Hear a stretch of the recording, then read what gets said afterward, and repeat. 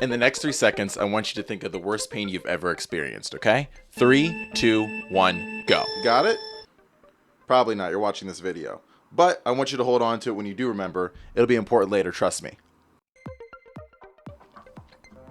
Oh. Now, when I say Schadenfreude, what comes to mind? Some of you may be going, yeah, okay, I see where you're going. While others may think I'm trying to be clever and insult them in another language. And all I'd say is, wait a second, hold on. It's a phrase you're already familiar with. By combining two German words, Schaden, meaning damage, and Freud, meaning joy, you can kind of see the definition start to take shape as the emotional experience of pleasure in response to another's misfortune. Now, when I first heard the phrase, I thought, me? No, I wouldn't laugh at someone else's pain. Well, I mean, that one's not even fair. They didn't even see. I have like 5 minutes before I need to go. Okay, well, that's kind of fun. Oh, she tired. Look at her, she tired.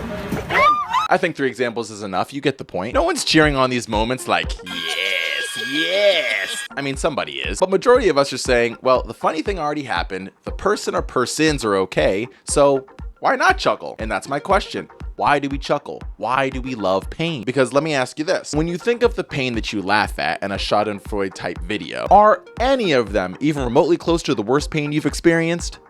No one's looking for shattered femurs, wisdom teeth extractions, or 4-year relationships ended over text. I mean, you might watch it for educational purposes or general interest or just wanting to hear about some delicious sounding tea. But no one's watching it for the laughs. And if you are, stop it. Get some help. My question is, why is there such a distinction? If we know what misfortune feels like, regardless of where it falls in your own spectrum, then why do we laugh when we see it happening to other people? Well, let's find that out. Where does the love of pain come from? Is there this universally beloved type of pain we all enjoy watching? And do we love pain? And no, that was not a mistake earlier. At the start of each segment, we're gonna consume hotter levels of spice. While that happens, I need you to take mental notes of the feelings you're having towards the pain you're hopefully enjoying. What is pain? Baby, please show me. Please show me some more. First off, we have jalapeno peppers, which I know that is not what this is. Finding actual whole jalapenos here in Japan is a little bit difficult. There. The first few bites were kind of just, it was sitting in that container. So it's just getting off the liquid or whatever that it's sitting in. And then the actual seeds and everything else hits. Oof. Okay, here we go. Unless you've been trying to 100% your 2011 copy of Skyrim, you've probably heard this bald gentleman saying these iconic 27 words. Hey, what's going on, everybody? For First We Feast, I'm Sean Evans, and you're watching Hot Ones. It's the show with hot questions and even hotter wings. And beyond that, you know the show. Eat wings, answer questions, laugh, cry, curse, become a meme, walk off set for bread. And people eat it the up. But I learned something and it puzzled me. As popular as Hot Ones is, it's not for everybody. Some people don't find it funny at all. For example, I remember talking to my friend Gerba Dorito. I just made them up so I can transition to the next topic. And they said that seeing people eat wings, I mean, it's fine, it's whatever. But what really got them going and still does to this day is a show about 9 guys who were out of their minds. Hi, I'm Johnny Knoxville. Welcome to Jackass.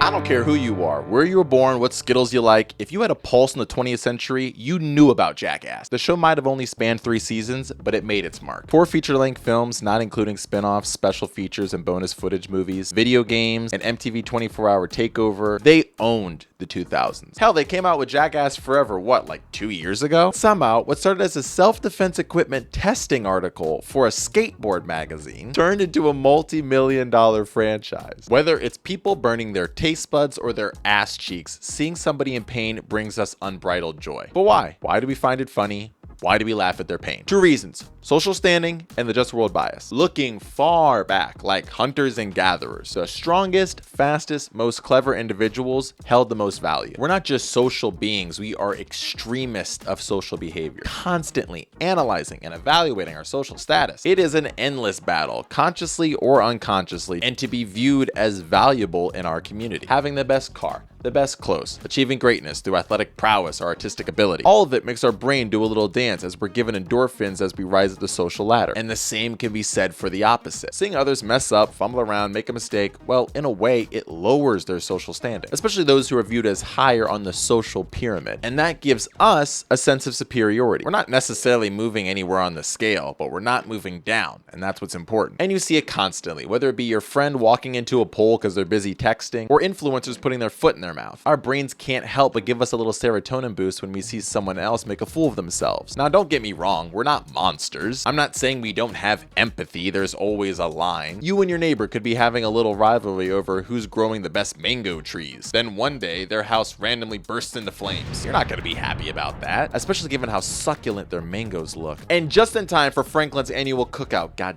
damn it. The just world bias was defined and hypothesized by Dr. Melvin J. Lerner. He came to the conclusion that people define the world as fair and just. It's a way for us to rationalize all the terrible things that are happening in this world so that we feel there's some equality and balance. Think of it as a fancier, more scientific way of viewing karma. As human beings, we need to feel safe and secure and have an understanding of the world around us. So we have to give logic and reason to all the bad things happening around us, even if that's not really how the world works. Sure, that woman was harassed and made to feel uncomfortable, but did you see what she was wearing? Someone broke into your car, stole your laptop and headphones, but did you leave them on the front seat in full view? We can't blame society or expect people to be better, or else we'd have to acknowledge that some people are just terrible, and this world can be scary and evil and unfair for just no reason. And obviously those are darker takes, but that's exactly what we can apply here when we're talking about Jackass or Hot Ones. Your brain only needs to incorporate the just world bias by a small margin. One show is literally slang for stupid person, and the other has the host explaining exactly what's going to happen in the first 13 seconds. The people on there are optionally choosing to go through hell, so your mind doesn't have to work hard in creating justification. The antithesis of the shows are doing it for you. Following that, it's easy. Human nature kicks in, and you get an endorphin boost as you're socially elevated as you're witnessing a bunch of knuckleheads out there who had a very high tolerance for stupidity and pain. And that quote was mainly for Jackass, but honestly, replace a very high with no, and it could easily be used for Hot Ones as well. And yes, I see the irony in that statement, but whether it be them, any other form of media, your friends, your family, hell, just some random stranger, if we see someone doing something silly and it leads to them getting hurt and it's nothing serious, you're going to justify what happened to them as you enjoy yourself being socially uplifted. Almighty pain! Is there an we all enjoy?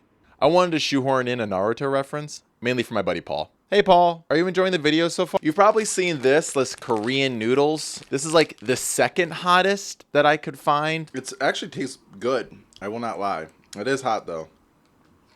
Spice went down the wrong pipe. Spice went down the wrong pipe. Oh. My lips, man. My lips are burning. Fuck. Holy crap. Ooh. Hold up. Oh, I was going to put this in my eyes. They started watering. Can't do that now. Okay, here we go. Kato-chan and Ken-chan Gokigen TV was a Japanese comedy show that aired on Tokyo Broadcast System from 1986 to 1992. It had various skits, pranks, and overall funny segments that over-exaggerated or poked fun at everyday Japanese life. During this time as well, the camcorder had hit its peak in popularity. I'm going to get a Kodak movie camera for this grandson of mine. To get a Kodak XL or Ectosound movie camera, because one Christmas may be too late. Damn, Kodak, relax. I'll get a camera. People were recording everything, including funny moments in their lives. This fell right in line with the program's motif. And so they had a segment of the show where people sent in their funny home videos as Kato-chan and Ken-chan provided commentary. If you think you know where this is going, you're right. The popularity of this segment caught the attention of an American TV producer, Vin D. Bona, who had been working at ABC at the time and had experience creating a reality show that was adapted from a Japanese program. They bought the rights in '89, found some wacky fun sound effects, hired Bob Saget, and wait, 1989? That was what, like 35 years ago? And it's still running. Who's the host now? Alfonso? Fresh Prince Alfonso.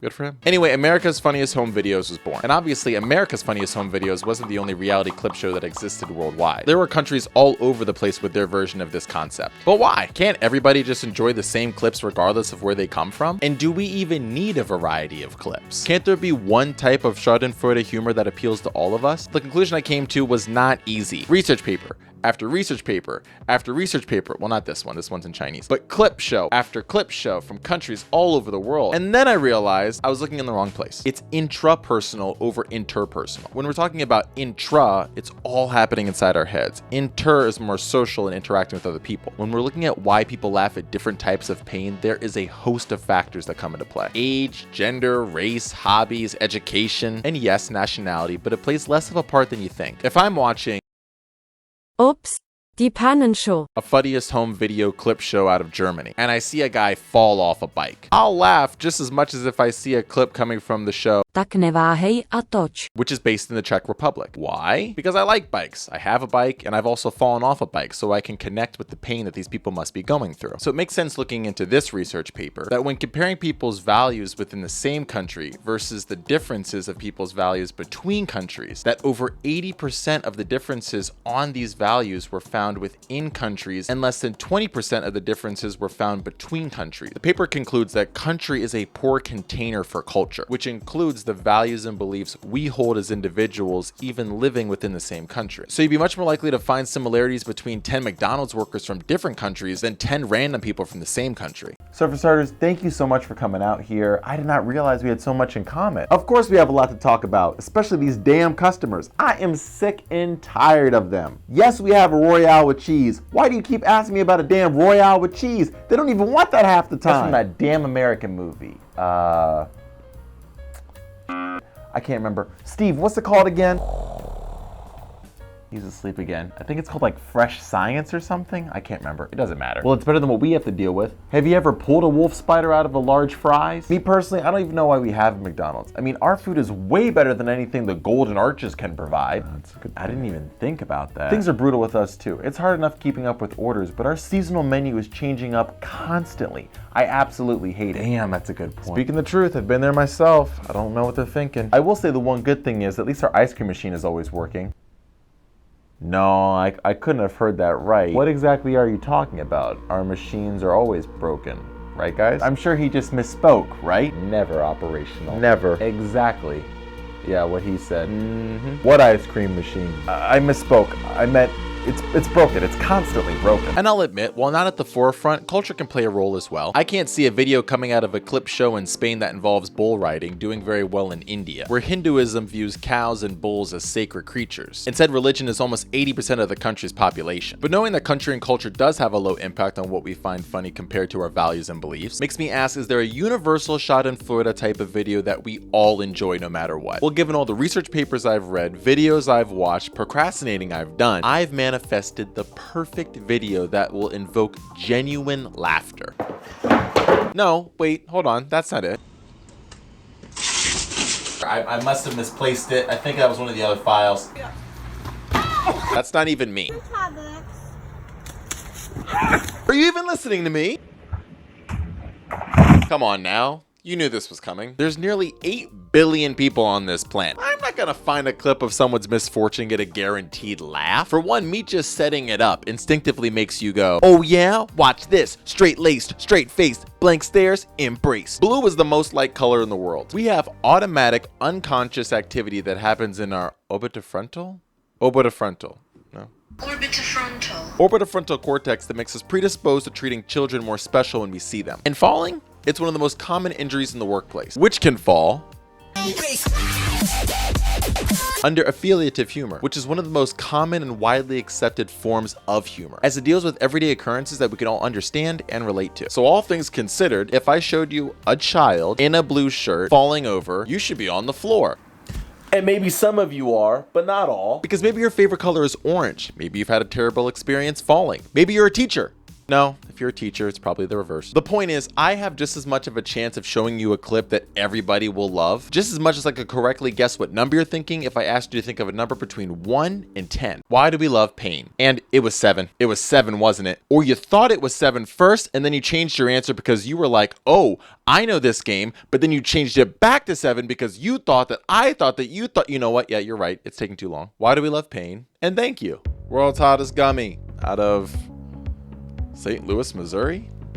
Okay. 9 million Scoville units, or 4 times hotter than the Carolina Reaper. When I hear someone use units of hotness, I respond the same way if someone used fathoms, just nod. Oh, okay. I'm only even eating this damn thing because I said this. You want to be a part of the neighborhood and watch me eat the world's hottest gummy bear at 250 subscribers. That's right. This whole stupid video was because of that. But I don't know, man, like 250 is cool. And you're cool. And I like genuinely appreciate it, and I said I was gonna do it, so. Oh, he's carrying a little stick of dynamite. It's cute. He's not gonna taste cute, but He's cute. Fully chew this furry bear and see if you can handle the heat. Can you go a full 5 minutes without relief?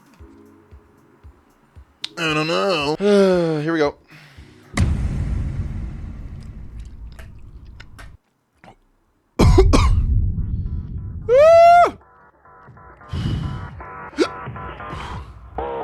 Oh my god.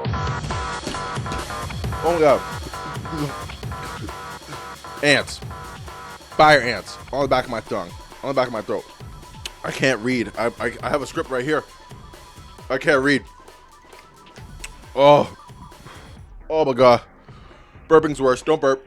No. No. No. No. No. No, no, no, no, no. Oh, I got snot everywhere. Oh, I'm gross. Oh, I'm out of tissues. Oh my god. Oh my god. No way. Oh. It's like there's, my ears are like plugged. Who's waiting 5 minutes? Who's doing that? I'm gonna drink a whole carton of almond milk. This is crazy. St. Louis, Missouri. Let's be more specific. Flamethrower Candy Company LLC in St. Louis, Missouri. I don't even want to like start the script. The moment I start speaking, it just gets hot. Fuck. Okay, I can do it. So why do we love to see others in pain? Well, for starters, as I quickly ranted, oh my god. Oh. Pain is a type of affiliative humor. It is something we experience every day, directly or indirectly. And thus it makes it easier for our brain to understand what's happening and connect. Seeing someone experience pain is a serotonin booster. It, in a way, elevates our social standing. By seeing someone in a position that's degrading, it puts us in the mindset of thinking, well, I'm not down there, so I must be up here. In fact, it may be something that's happening to you right now. The just world bias. The just world bias is your brain interpreting the pain you see as cause and effect. The person you're seeing who is suffering somehow deserves it, whether it be because they did it voluntarily or they should know better. Come on. Ooh, I'm almost there. Regardless, you create a scenario that justifies their pain in order for you to feel as though you live in a just and fair world. Next, and honestly, I could have started the video with this, but laughter is great. Let's say you've had a really stressful day. You banged your shin. You spilled coffee on your shirt. You ate the world's hottest gummy, and you still haven't met RDC. And then you go on the internet and you see this Australian shepherd treat this poor woman like Sheldon Brown treated poor Reggie Bush. I thought he died, honestly. And you know what? He probably did too. But seeing something like that picks us up a little bit. The video of the dog, not Reggie. Yeah, I'm talking to you, James, in your Eagles jersey. You know for a fact, if that happened in today's game, that would be... Lastly, who really knows? And for me, honestly, that's the best part. If there was an exact science, you wouldn't laugh in the first place, or you definitely wouldn't enjoy it. The fact that you can laugh at someone's pain, assuming they didn't get hurt, is such a fun, universally shared experience. Because no matter what, there's something out there that can make anybody laugh. If you did your assignment, let me know how you felt about me going through pain. If you enjoyed... Oh no, it's coming back. Oh, it's taking revenge. No, I'm almost done. If you enjoyed the video, please like it and subscribe if you want to be a part of the neighborhood. We've got a cookout tomorrow. It's exclusively milk, peanut butter, and ice cream. If you bring spicy food, you will kindly be asked to leave. As always, take your time, take a breath, and take care, okay? Bye!